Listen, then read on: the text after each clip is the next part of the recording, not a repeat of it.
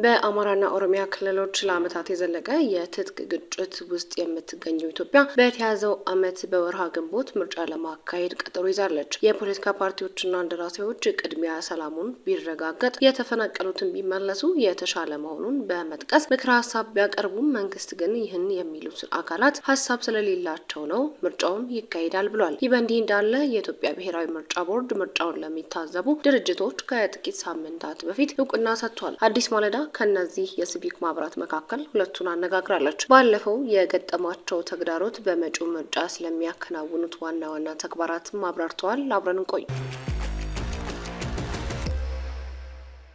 አዲስ ማለዳ የነጋገረቻቸው የኢትዮጵያ ሰብአዊ መብቶች ድርጅት ህብረት ኢሰመድህ ዋና ዳይሬክተር መስዑድ ገበየሁ ምርጫን በተመለከተ የሲቪክ ማህበረሰብ ድርጅቶች ሚናን በተመለከተ ማብራሪያ ሰጥተዋል። ሰባተኛው ጠቅላላ ምርጫ እንደ አንድ ሲቪክ ማህበር ድርጅት ከሚሰሯቸው ስራቸው መካከል የመጀመሪያ የመራጮች ትምህርት ስራ ሲሆን፣ ሁለተኛው ምርጫ መታዘብ፣ ሶስተኛው ደግሞ የፖለቲካ ፓርቲዎች ክርክሮችን እንዲያካሂዱ ማድረግ የሚሉትን ዘርዝረዋል። ለመራጮች ትምህርትና ለመታዘብ ከኢትዮጵያ ብሔራዊ ምርጫ ቦርድ እውቅና ወይም ፈቃድ ያገኘው ድርጅቱ የምርጫው ጊዜ እየቀረበ ሲመጣ ፓርቲዎች የክርክር መድረክ ሲከፈት ምርጫ ቦርድ በሚያወጣው ማስታወቂያ ፓርቲዎች እንዲከራከሩ በሚያደርገው ጥሪ ለመከራከር ፍላጎትና ፈቃደኝነት ያላቸው እንዲሁም ለማከራከር ፍላጎትና ፈቃደኝነት ተቋማት ጥሪ ሲያደርጉ በዛ ላይ ለመሳተፍና ለፖለቲካ ፓርቲዎቹ ለክርክር በያዟቸው የፖሊሲ ጉዳዮች አጀንዳዎቻቸው ላይ ምን አዲስ ነገር እንደሚፈጥሩ ከተመረጡ ምን የተለየ ነገር እንደሚያመጡ ጭምር ለህዝብ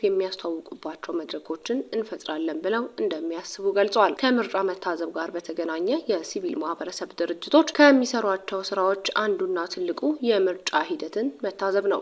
ይሄ በሁለት አይነት መንገድ ይደረጋል። የመጀመሪያው የአጭር ጊዜ መታዘብ የሚባለው ሲሆን በተለይ በምርጫው ቀን አሊያም የተወሰኑ ክስተቶችን የመራጮች ምዝገባ ቀን ሊሆን ይችላል ወይም ምርጫ ቀን የድምጽ አሰጣጥ አሊያም ከዚያ ጋር በተገናኘ የሚፈጠሩ ሁነቶች ካሉ ለምርጫው ታማኝነት ወይም ፍትሃዊነት አስተዋጽኦ የሚያደርጉ ወይም ደግሞ በዓለም አቀፍ የምርጫ መመዘኛ መሰረት አድርገው የአጭር ጊዜ መታዘብ ያደርጋሉ።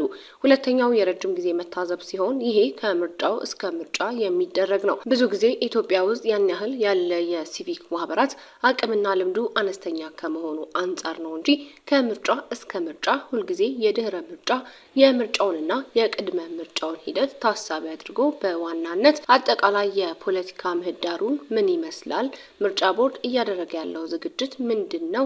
የፖለቲካ ፓርቲዎች እያደረጉ ያሉት ዝግጅት ምንድነው? መንግስት ደግሞ እንደ መንግስት ከመንግስት የሚጠበቀውን ምርጫው ሂደት ውጤታማ እንዲሆን የሚያደርገው ድጋፍ ይኖራል። እሱስ እየተደረገ ነው ወይ? መንግስት ደግሞ ያልተገባ ጣልቃ ገብነት በተለይ ገዢው ፓርቲ ያልተገባ ጣልቃ ገብነት እንዳያደርግ የመጠበቅ አሰራሮችም ይኖራሉ። እነዚህ ሁሉ የሚፈተሹበት ነው። የሲቪክ ማህበረሰብ ድርጅቶች የሚያደርጓቸው ዝግጅቶች ሌሎች ከዚህ ቀደም በተደረጉ ምርጫዎች የዓለም አቀፍ የታዛቢ ቡድኖች ለምሳሌ እንደ አፍሪካ ህብረት፣ የአውሮፓ ህብረት፣ በአሜሪካ ተቀማጭነት ያላቸውን ድርጅቶች የምርጫውን ቅድመ ሁኔታና አጠቃላይ እይታቸውን መተው ሪፖርቶችን አቅርበዋል።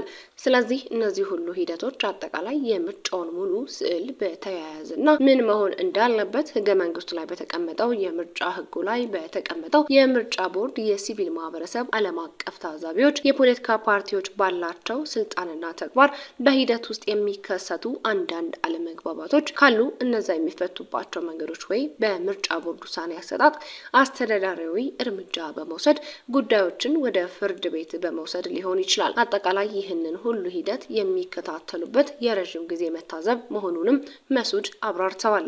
ከዛ ውስጥ የኛ አንዱ ነው። እኛ ያሰብን ያለ ነው በዚህ ከምርጫ መታዘብ ጋር በተገናኘ በዋናነት የአይዲፒ ወይም የሀገር ውስጥ ተፈናቃዮች ባሉባቸው ቦታዎች ላይ የሚደረገውን የመራጮች ምዝገባ፣ የምርጫ ቀን የድምጽ አሰጣጥ እንደዚሁም ከዚሁ ጋር ተገናኝቶ ያሉ ጉዳዮች ላይ ነው ልናተኩር የፈለግነው። ይቀጥሉና በስድስተኛው ሀገር አቀፍ ምርጫ እርሳቸው የሚመሩት ድርጅት በዋናነት ሲሰራ የነበረው የመራጮች ትምህርት ወይ ደግሞ የምርጫ ቀን መታዘብን እቅድ አድርጎና ተፈናቃዮች ባሉባቸው አካባቢዎች ላይ በማተኮር ነው። ልዩ የምርጫ ጣቢያ ማቋቋሚያ መመሪያ እንዳለ የሚያነሱት መስዑድ እሱም በተለያየ ምክንያት ከመኖሪያ ቀያቸው ተፈናቅለው ምርጫ ላይ መሳተፍ የማይችሉ ሰዎች በልዩ ሁኔታ የሚመርጡበት መሆኑን ተናግረዋል። ከነዚህ ውስጥ አንዱ ተፈናቃዮች ባሉባቸው ጣቢያዎች የሚመርጡበት ነው። መመሪያው በአዋጁ ላይ በተለይ አንድን ምርጫ የተሟላ ከሚያስብለው ውስጥ ሁሉም እድሜው ለምርጫ የደረሰ ሰው ሁሉ የሚመርጥበት ነው። ስለዚህ በተፈናቃይ ጣቢያዎች ባሉባቸው ቦታዎች ላይ በተመረጡ ክልሎች ላይ የመታዘብ ስራ ለመስራት ኦልሬዲ ዝግጅት እያደረግን ነው። ቀኑ ሲደርስ የምርጫ ቦርድ ቀረብ እያለ ሲመጣ በሚጠይቀው መሰረት ታዛቢዎቻችንን ዝርዝር ለምርጫ ቦርድ እናስገባለን። አሁን የትኞቹ ቦታዎች ላይ የምርጫ ጣቢያዎቹ እንደሚቋቋሙ እሱን ውጤት እየተከታተልን ያለ ነው። ምክንያቱም ምርጫ ጣቢያዎቹ ካልተቋቋሙ በአይዲፒ ካምፖች ወይም በነዛ አይዲፒ በብዛት እንዲሳተፉባቸው በሚፈለግባቸው አካባቢዎች የኛ መታዘብ ቻሌንጅ ስለሚሆን ዞሮ ግን ተቋቋመም አልተቋቋሙም እኛ ዝግጅት እያደረግን የመራጮች ትምህርታችንን እያደረግን ለሱም አክሬዲቴሽን ወስደናል። ሌላው ደግሞ ከመታዘብ ጋር በተገናኘ የአጭር ጊዜ መታዘብ አጠቃላይ የሰብአዊ መብት ስራ የሚከናወንበት ነው። ምርጫው እየቀረበ ሲመጣ የሚፈጠሩ ከምርጫ ጋር የተገናኙ የመብቶች ጥሰቶች ያጋጥማሉ። ለምሳሌ የፓርቲ እጩዎች መታሰር፣ ቅስቀሳ መከልከል፣ አዳራሽ መከልከል በብዛት ይከሰታሉ። አንዳንዴ ያልተፈቀዱ ቦታዎች ላይ የምርጫ ቅስቀሳ ማድረግ፣ የተወሰኑ አካባቢዎች ላይ የሚደረጉ የምርጫ ቅስቀሳዎች መከልከል፣ የደህንነት ጉዳይም ጭምር እነዚህ ሁሉ እንደሚከታተሉ ገልጸዋል። ዜጎች የሚፈልጉትን መንግስት ወደ ኃላፊነት የሚያመጡበት፣ የማይፈልጉትን በምርጫ የሚያሰናብቱበት ሂደት እንደመሆኑ መጠን ከዚህ አንጻር ይህንን ሂደት የተሟላ በማድረግ በኩል በምርጫ መታዘብ ክትትል እንደሚያደርጉ አስገንዝበዋል። ነገር ግን ይህን የሚወስነው ምርጫ ቦርድ እኛ ባሰብንባቸው አካባቢዎች ላይ የሚያቋቁማቸው የምርጫ ጣቢያዎች ላይ ነው። ዋናው ነጥብ የሀገር ውስጥ ተፈናቃዮች በምርጫ ሂደት ውስጥ ትርጉም ባለው መልኩ መሳተፋቸውን መከታተል ነው። ከዚህ ጋር ተገናኝቶ የመፈናቀሉ አውድ ከፖለቲካ ተሳትፎ ጋር ያለውን ግንኙነት ማሳየትና የቁጥጥር ግኝታችንን መሰረት በማድረግ ለምንሰራቸው የቅስቀሳ ስራዎች ለምሳሌ የሀገር ውስጥ ተፈናቃዮችን የሚመለከት አዋጅ ሊሆን ይችላል። ከስድስተኛ ፖሊሲ ጋር ለምንሰራው ቅስቀሳ ስራ መንግስት በተለይ ደግሞ ከፓርቲዎች ክርክር ከዚህ ጋር ስለምናገናኝ የሚመጣው መንግስት ወይም ደግሞ በምርጫ አሸንፎ መንግስት ለመሆን የሚፎካከሩ ፓርቲዎች ውስጥ ከምናነሳቸው ትልቁ ጥያቄ መፈናቀልን ከስር መሰረቱ ለመፍታት የመፈናቀል ቀውስ እንዳይመጣ በተፈጥሮ አደጋም ቢሆን ሰው ሰራሽ ፓርቲዎቹ ያላቸውን ቁርጠኝነት ምንድነው የሚለውን የምናይበትና በዛ መልክ ቅስቀሳ ስራችንን የምንቀጥልበት ይሆናል ብለዋል። የሰላም ሁኔታውን በሚመለከት ምርጫ ቦርድ በቅርብ ያወጣው የተለያዩ የኢትዮጵያ አካባቢዎች ያሉባቸውን አስቻይ ሁኔታዎች ግምገማ አድርጎ ይፋ እንደሚያደርግ መግለጹን ያስታወሱት ኃላፊው ከዚህ ጋር ተያይዞ ስለሚሰሩት ስራ ማብራሪያ ሰጥተዋል። በእነዚህ አካባቢ ለምሳሌ ሰዎች ምርጫ ለማድረግ የሰላሙ ሁኔታ የሚፈቅድ አልነበረም ይሆን ይችላል። ስለዚህ እኛ ምርጫ የምንታዘበው ምርጫ ቦርድ የምርጫ ጣቢያ አቋቁሞ ከፍቶ የምርጫ ሂደት የሚያደርግበት ቦታ ላይ ነው የሚሉት መስዑድ፣ ይህንን ለማድረግ ምርጫ ቦርድ አካባቢዎች ሰላም መሆናቸውን ታዛቢዎችም መራጮችም ለምርጫ አስፈጻሚዎች ለፖለቲካ ፓርቲዎችም ለሁሉም ምቹ ደህንነታቸው የተጠበቀ መሆኑን ያረጋግጣል። በዛ አግባብ ነው የምርጫ ጣቢያዎቹ ከመነሻው የሚቋቋሙት። ስለዚህ የደህንነት ስጋት ያለባቸውን አካባቢዎች በተለያየ ምክንያት የምርጫ ጣቢያዎቹ ይቋቋሙ አይቋቋሙ የሚለውን ምርጫ ቦርድ የሚወስነው ጉዳይ ነው። እሱ ሀሳብ መስጠት አልችልም፣ ግን ዞሮ እኛ የምንታዘበው ባልኩት አስቻይ ሁኔታዎች ላይ መሰረት በማድረግ ነው ሲሉም ተናግረዋል። ስለ ስድስተኛው ሀገር አቀፍ ምርጫ ተሳትፎና ስለገጠማቸው ተግዳሮት ለቀረበላቸው ጥያቄ ሲመልሱ ምርጫን የመታዘብ ልምድ ሲናገሩ በዛ ወቅት በተለያዩ ኢትዮጵያ አካባቢዎች የነበረው የግጭት አውድን ያስታውሳሉ። ከዛ ጎን ለጎን ደግሞ ምርጫውን ለመታዘብና ለመሳሰሉት የምናገኝ የነበረው ሀብት አነስተኛ ነበር። ይሄ ማለት በሁሉም የኢትዮጵያ አካባቢዎች ታዛቢዎችን ለማሰማራት አብዛኛው ታዛቢዎች ከዛው አካባቢዎች ስለሆነ የሚመለመሉት ብዙ ሀብት የሚጠይቅ ነው ሲሉም አክለዋል። ሁለተኛው ተግዳሮት ደግሞ ግጭቶች ናቸው። ሀገርም ካደረግናቸው ምርጫዎች ሀገራዊ ምርጫዎች የሲዳማ ሪፈረንደምን መጀመሪያ ከለውጥ በኋላ የተደረጋለ፣ ከዛ ያለ የስድስተኛው ምርጫና አብሮ የደቡብ ምዕራብ ኢትዮጵያ ሪፈረንደም አብሮ የተደረገበት ነው። ከዛ በኋላም የተደረጉ ሪፈረንደሞች አሉና በተሻለ በሲቪል ሶሳይቲ በኩል ብዙ ቁጥር ያለው ሲቪል ሶሳይቲ በምርጫ መታዘብ፣ በምርጫ ማስተማር በመሳሰሉት ኢቭን በምርጫ ክርክር ራሱ የተሳተፍንበት የነበረ ነው። ጠራይ በሆነ የተሻለ ልምድ የወሰድንበት እንደነበረ ቢያንስ ምርጫው ሰላማዊ ሆኖ እንዲያልፍና ለቀጣይ በሚደረጉ ምርጫዎች የተሻለ ያንን ኢምፕሩቭ እያደረግን የምንሄድበት እንዲሆን እንደ ሲቪል ሶሳይቲ ብዙ ትምህርት ያገኘንበት ነው። እኛም ሌላኛው ለአዲስ ማለዳ ምልከታቸውን ያጋሩት የኢትዮጵያ ሲቪል ማህበራት ድርጅቶች ህብረት ለምርጫ ዋና ዳይሬክተር አበራ ኃይለማርያም ናቸው። ህብረቱን 67 ድርጅቶች ያቋቋሙት ነው። ስሙ እንደሚያመላክተው በተለያዩ አባል ድርጅቶች የተመሰረተ ሲሆን እነዚህ አባል ድርጅቶች ምርጫን በተመለከተ በጋራ ይሰራሉ። አባላቶቹ በምርጫ መታዘብ የሚሰሩት ዋናው ስራ አባላትን መልምለው ለህብረቱ መላክ ነው። አንዱ 2 ያደርጋል፣ አንዱ 22 ያደርጋል፣ ያስተዋጽኦ ያደርጋል፣ ግን የራሳቸውን ፌር ሼር። ስለዚህ እኛ እነዚህን አሰባስበን ካላረግናቸው በየራሳቸው የሚታዘቡ ከሆነ አናርኪ ነው፣ ኬኦስ ነው። ምንድን ነው ሪፖርት ሲያዩስ አገራዊ ስዕል አለ፣ ሂደቱ አጠቃላይ ነው።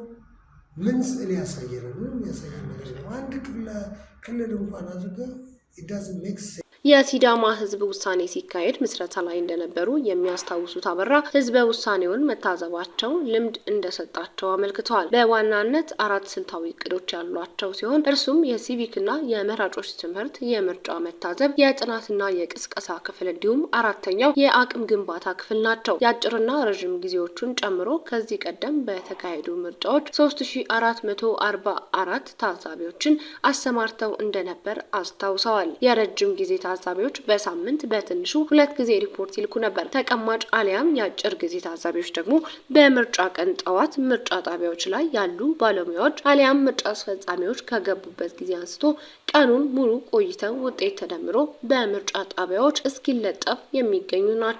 እነዚህ ደግሞ 4 ጊዜ ሪፖርት ያደርጋሉ። የመጀመሪያው የምርጫ ጣቢያ መከፈትን፣ ሁለተኛው የድምጽ አሰጣጥን፣ ሶስተኛው የድምጽ መስጫ ሰዓትን ሲያበቃ፣ 4ኛው ሪፖርት የሚያቀርቡት ድምጹ ተቆጥሮ ውጤት ተደምሮ በምርጫ ጣቢያዎች ላይ በቁጥር ውጤቱ ሲለጠፍ ነው። ይህንን ሁሉ የሚያስተላልፉት ቴክኖሎጂን ተጠቅመው ነው። እያንዳንዱ ታዛቢ በድምጽ መስጫ ጣቢያ ውስጥ በማንኛውም የስልክ አይነት ኮድ አሊያም ምስጢራዊነቱ በተጠበቀ መንገድ መረጃ ይልኩልናል ብለዋል። ጥራት የሌለው መረጃ ወይም ግልጽ ያልሆነ ነገር ካለ መልስን እንጠይቃለን። ወሳኝ የሆኑ አጋጣሚዎች ለምሳሌም ዓይን ያወጣ ጥሰት ካለ ወዲያው ይልኩልናል ሲሉም አክለዋል። በእነዚህ ታዛቢዎች አማካኝነት የሰበሰቧቸውን መረጃዎች ተጠቅመው የመጀመሪያ ደረጃ መግለጫ የተመለከቷቸውን ነገሮች ጠቅለል ባለ መንገድ ያቀርባሉ። መጨረሻ ላይ ግን የትዝብት ሪፖርት የሚል የቅድመ ምርጫውን ግኝት፣ የምርጫ ቀኑን ግኝትና ድህረ ምርጫ ግኝት ምን ይመስላል የሚለውን ሰፊ ሪፖርት እንደሚያቀርቡ ተናግረዋል። አሁን በኢትዮጵያ ባለው የሰላምና ደህንነት ሁኔታ ምርጫን መታዘብ በተመለከተም ያላቸውን መልከታ አጋርተዋል። ሰላም ጉዳይ አሁን ያኔም የሰላም ጉዳይ ለኛ ቻሌንጆች ነበሩ። ምክንያቱም እኛ ብሔራዊ ምርጫ ቦርድ የሚያወጣ በሚከፍታቸው ጣቢያዎች ላይ ነው በተለይ የትዝብት ስራዎችን የምናከናውነው።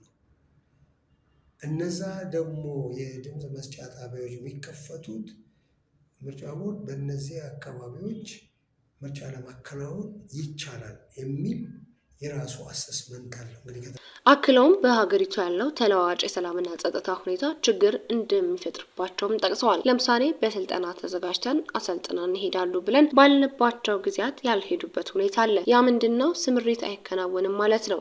የሰላም ችግር ያለበት ቦታ ምርጫ ቁሳቁስ አልሄድም፣ የምርጫ አስፈጻሚዎች የሉም፣ ድምጽ አይሰጥም ወይም ለተወሰነ ጊዜ ምርጫው ይራዘማል። ይህ ለኛ ለእቅድ ችግር ይፈጥርብናል ሲሉ በዝርዝር አስረድተዋል። ሌሎች ችግሮችንም ዘርዝረዋል። ከዛ ደግሞ ሌላው ፈተናችን እኛ ታዛቢዎች አክሬዲተድ መሆን አለባቸው። የአክሬዲቴሽን ደግሞ የራሱ መስፈርት አለው። መጀመሪያ ታዛቢዎቹ በአባላቶቻችን ነው የሚመለመሉት። እነዛ አባላቶቻችን የሚያረጋግጧቸው ነገሮች አንድ የትምህርት ደረጃ አላቸው፣ ቢያንስ 12ኛ ክፍል የጨረሱ ብለናል።